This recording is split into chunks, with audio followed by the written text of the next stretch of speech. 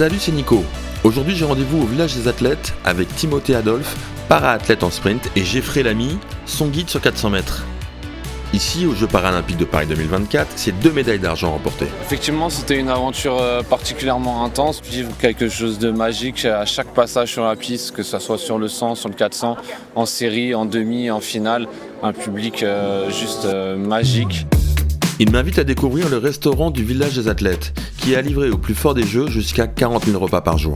Les médailles en poche, Timothée peut enfin profiter. Là, on peut se lâcher. On a testé pas mal depuis jeudi soir la pizza.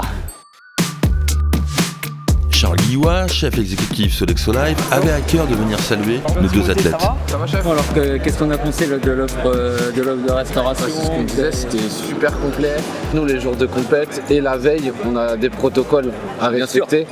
Et donc, voilà, tu vois, c'est la première fois en 15 jours que je mange la Où tu te fais plaisir.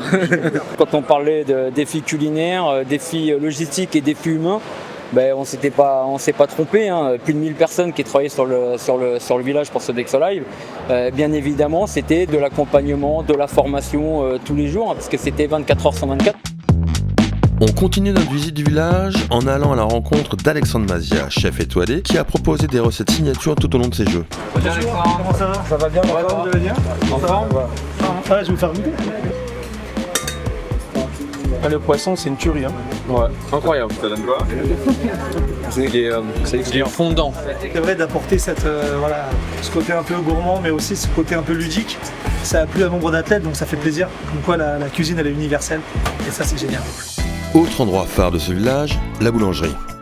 Donc qui a été le très gros succès de cette période, la boulangerie où on avait 50 mètres de queue avant l'ouverture tous les matins pour venir chercher donc la baguette fraîche, la confiture, le beurre. Timothée et Geoffrey, son guide, ont bien sûr voulu y faire un tour. Salut les garçons. L'idée c'était d'avoir une vraie boulangerie. Il n'était pas question d'avoir un village olympique en France sans avoir une boulangerie. La boulangerie, c'était presque un impératif. Inutile de dire qu'il y a vraiment... on a eu encore ce matin des athlètes qui sont passés et qui sont venus rechercher en disant demain c'est fini, donc on profite des derniers petits pains de cacao, des derniers pains au levain. Un grand merci à Timothée et son guide pour cette visite gourmande. Allez, merci beaucoup, à bientôt.